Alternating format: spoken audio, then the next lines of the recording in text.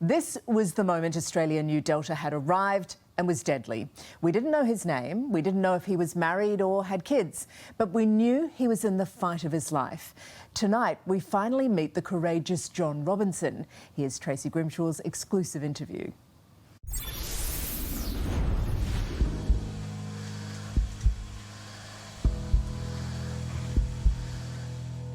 Ben's my rock. I don't think I would be here without her. You gave him a scare. Yeah, I didn't mean to. What do you think got you through? Pam. 100%.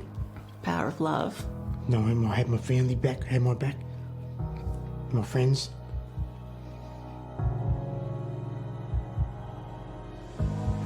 He became the face of the fight. We didn't know his name or his story, but this powerful image of a gravely ill man warned all Australians that Delta was here and it was deadly.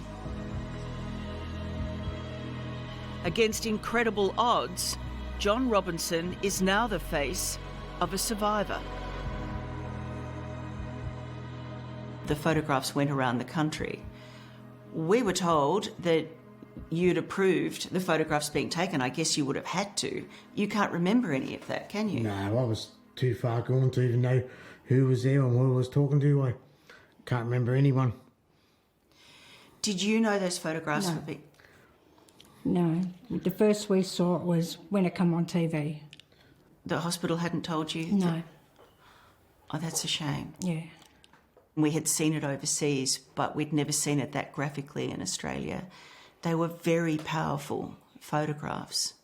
I can only imagine how they impacted on you if you weren't expecting them. That would have been tough. How do you feel about those photographs now, John? I don't like looking at myself in the ICU. You get into the ICU and to be honest, it's just like there's a lot of death around you. And you don't want to be there. You want out of there. So the photos would just remind me of what I was going through, and it's just not good. I didn't feel good. Didn't feel safe in there. Do you want us not to use them now? Is that how you feel about them? No, that's okay, but me myself, I don't want to have them. You don't want to look at them? No. For me personally, those photos had a very powerful effect, and they came at a time when, probably in New South Wales at least, people still weren't taking the virus very seriously. We hadn't had much virus here. I think they really did an enormous amount of good, and so I think you were very brave, even though you can't remember approving them. I think you did a great thing, as hard as it was for you now to look at them. Do you feel that? I don't want my grandkids to look at me like that, in that way, you know? I want them to look at me how I was beforehand. You know, that's why I can't look at it now. I went down and got immunised. I mean, I got AstraZeneca. I was waiting for Pfizer. I thought I'd wait till October for Pfizer. I wasn't going to muck around once I saw how crook you were. It had a powerful impact. Yeah, so. I think it saved a lot of people. That's how I see it now. Let's go back to when you first got sick. What were the symptoms? I got told that I had COVID, and I didn't feel crook at all, really, because I didn't know what COVID actually was. And I thought, it's just a flu coming on, you know, like... You work outside, you're Yes. on a road gang, Yes. Was there someone you were working with who was sick? Yes. Yeah, a fella from the eastern suburbs. He come out from where he wasn't meant to, and I asked him, I said, what are you doing here? And he just said, I snuck out. He said, don't tell no one. The Monday night I worked, and I got really crook Monday night, and I rang him up on Tuesday and said I won't be in. I said, because I don't want to give whatever I've got to any of the other workers. He rang me at work because I went for a test, you need to come home, I'm positive. And I actually thought he was joking with me. I thought, nah, you can't have it. And he said, no, I'm serious, you have to come home. So, yeah. Okay. So then you get moved into a quarantine hotel, a Medi hotel, to try and keep the rest of the family safe. Is that right? Yeah. And then how long were you at the Medi Hotel before you got really crook? I remember the night I went there, the next day, the next night, and that was it. I didn't realise how fast it did work. Yeah, it's very dangerous. John deteriorated rapidly, testing positive on the 6th of July, rushed to Sydney's St Vincent's Hospital on July the 11th, and by the 14th he was placed on a ventilator as we witnessed him fight for every single breath. We weren't getting a lot of information out of him. They were just telling us what they were doing. We're ventilating him, he's gotten bad, he needs ventilation, he can't breathe properly, and that he's just deteriorated really quick. Do you want a drink? That drink, yeah. Yeah, he gets his coughing fits all the time now. Is that because your throat gets dry, or is that because you can't get enough air? Can't get enough air, and then it was just sort of start choking up. Okay. What were you told about John being ventilated? That was to help him to breathe, so he's not struggling to breathe. So back in your mind, you think, no, he's not going to make it.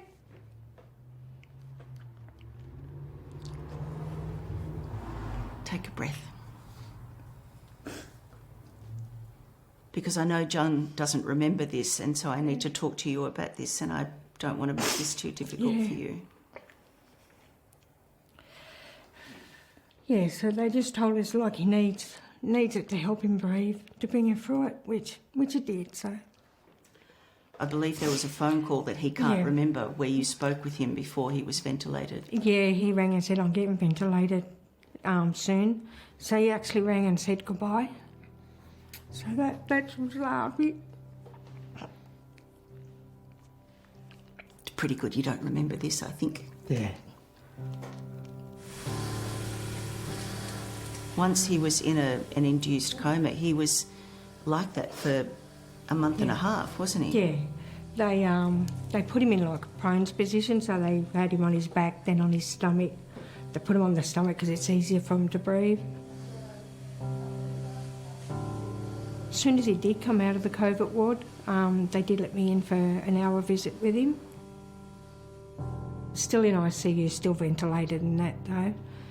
He actually had the trachea and then not the actual ventilation down his throat, so. And how was that visit for you? It was good for me. I really needed the visit. John doesn't remember any of it, but it was good for me, yeah. Are you okay listening to all of this? Have you two talked all of this through? I guess 100%. Yeah. Okay. Because I had to know. You know? Then it was heartwarming and devastation at the same time. they told you a few times, Pam, didn't they, to prepare to lose him? Yeah. How do you process that? How do you tell your kids that and your grandkids that? Well, we actually didn't tell the grandkids. Yeah, I just told the kids. My daughter being a nurse, she goes, "No, Mum, you go in and say hello to him. You're not saying goodbye." So. What's the first thing you remember when you came through it? I remember the nurses, they were in there and saying, "Hello, John, do you know where you are?" I couldn't talk, but I read on a bit of paper and they couldn't understand my writing anyways because my writing's not real good. Because I could remember just being in isolation in the Meriden apartments, and that's the last thing I remember. And when they started telling you what had happened to you, what did you think? I was thinking, "No, that's not me. I don't get sick like that." That's what I was thinking. Yeah, and when I tried to move and I couldn't move, I couldn't do anything, that's when it all started sinking in. And that's when I thought, "Oh shit, am I going to die?" You were already through the part where you were going to die. I didn't know that. Yeah. And then how much longer before you moved out of hospital and you were into rehab and you could start to move around a bit? I started moving around before I went to rehab. Right. I seen the bathroom And I said to myself, I said, oh, I'm going to get there. That's my goal. I'm going to be there by the end of the week. And it didn't happen. A lot of setbacks. And I got up, put my feet on the ground one morning, and I thought, I can do this. And it took another week and a half, and I made it to my goal where I wanted to go.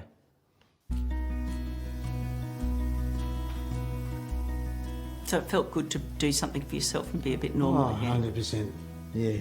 It took me time. It took a lot of energy out of me. I probably could have died doing it, but I had to give it a go. You can put your hands near the armrest to do mini squats if you want. And you're a fit, outdoor, hard-working bloke. You're only, 53? You turned 54 the other day. Yeah. Happy birthday. Thank you. I'm glad you made that birthday. Yeah, so am I. But you didn't have any other medical conditions, so, No. you know, you wouldn't have expected to get that sick with COVID, would you? No. The doctors actually said because his heart was good and his liver and his kidneys and all that were good, that's probably what saved him. Amazing. And what other effects have you had? What other damage has been done by this? I've had some problems with the right side of my heart, which has caused swelling in my legs. I got scarring on the lungs. It stops me from breathing properly. Can only walk a few hundred metres. Then I've got to stop and rest until my oxygen level comes back up so I can proceed. Yeah, it's not real good. What are you doing to try and get fitter? I'm doing weights, only light weights. Okay. I walk, I jump in my swimming pool. No, I don't jump in, I step into my pool. Very, very carefully. Yeah, but yeah, I try to keep myself active, do everything myself. I don't want no one to do nothing for me. He sounds like a difficult patient, Pam. What sort of changes have you noticed in him? So he gets frustrated, he's not as active, we can't go out as much as what he would like. I know that when you think about how he was before, you would be frustrated by that. Yeah. But when you think about how close you came to not having him... Oh, no, it's fantastic having him back. Oh, you know, like this, it doesn't matter, he's back with us. It was an ordeal, wasn't it? Yeah. Yeah. On the way home. After 103 days and one almighty battle, John finally returned home to his family. An incredible moment etched in their memories forever. This is you coming home. Yeah, The family would have been so excited to see you. they were, yeah. What was it like to see the kids? Oh, teary, very teary, yeah. Yeah, see my boys, see my daughter, see my grandkids, yeah, see my mum, everything, yes, it was really great. Good reason to come home. Yeah. I want to explain something for our viewers who might wonder why I'm sitting so close to you with no mask on and you've been so terribly sick. I am double vaccinated, you're single vaccinated, but the doctors have told you you won't get COVID again because of how ill you were. Yes. My immune system is 98 to 99% high against it. So, yeah, So they've got no chance. So I can't present any risk to you sitting outside or even inside with no mask on? No. Okay. Yeah. That's good. That's really good. That's important. Yeah. Take me through this. This was a big moment. Yes. Yeah, it doesn't look like much to other people, but it was a great big step in my life. If I didn't do it, I would be lying in that bed and I'd probably still be there today if I just had to give up on myself and lie in the bed. You had every reason to want to come home. Yeah, 100%. Yep. Someone here can cook a really mean curry, someone living near here, because it smells really great in your backyard. Yeah. You can't smell it, can you? Nah, no smell, no taste. Doesn't matter what's put in front of me, it's just all the same. It tastes the same. Yeah. Is that going to come back? Oh, they said it might. And the taste that comes into your mouth when you're eating, it's exactly what I was eating at the hospital. Oh, Yeah. not great. No, well, I don't know. Yeah, So you're never going to complain about the cooking? no. You know, there's another thing I noticed in this video is how much hair you had, which you don't have now. No. Is that as a result of being ill? It kept on falling out. It's coming back a different colour. Yeah, it's a bit of party tint. Party tint that won't wash out. You got the tinsel in for Christmas. Yeah.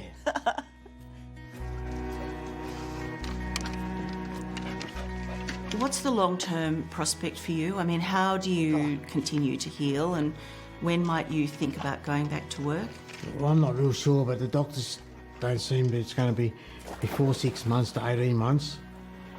And my lung is just never going to get back to 100%. Can you get any kind of government support? None. Is there any question that you got you were exposed to the virus at work? Because you should be able to get workers' comp. We're going through workers' comp at the moment, but We've just put in a claim and it's just going through the processes now. Let's talk about vaccinations, because I know that was a big motivation for you, finding the courage to do this interview. You want everyone vaccinated, don't you? 100%, everyone should be getting vaccinated. Yeah, if you care about your family, your friends, I think you should be getting done. I know people who've got their own beliefs in that, but until they have someone affected in their family, they're not going to understand the full impact, what it will have on their life. And it is forever. Because you went through a little phase where, you know, you didn't really take the virus very seriously. You weren't sure it was the big fuss that everyone was making about it. Yes. Yeah. Probably changed your mind now, I reckon. 100%. Yeah. There would be people now who still think that, you know, the virus is a big conspiracy and it's, you know, they don't need to be vaccinated and, you know, it's just government control. What would you say to those people? Take it seriously, because once you bring it home, it ain't going away. And especially if you got little kids in the house, they're going to remember it all their lives. And when it does, it's going to affect the people who you think it would never affect. Because you went to work outside, came home with a virus, you got very sick, your son got sick, your mother-in-law... Yeah, she got sick as well. Yeah. All because of one person who shouldn't have even been on the job. I know those photographs caused you pain, but I would also like to thank you for allowing those photographs to be taken, because it was a strong message and it came at just the right time. Does life feel like a bit of a blessing now? A blessing's not a word for it. And there's something else there. It's no magical. I'm home. Yeah, I'm happy for it. And you'll get better. You'll get better every day. I'm going to make myself get better. Yeah. Good man. Yeah. Thanks. No worries. Yeah, he's fought hard, hasn't he? And he's got a very long road ahead. A group fundraiser has been set up to help John and his family. And there's more information about John's story on our website.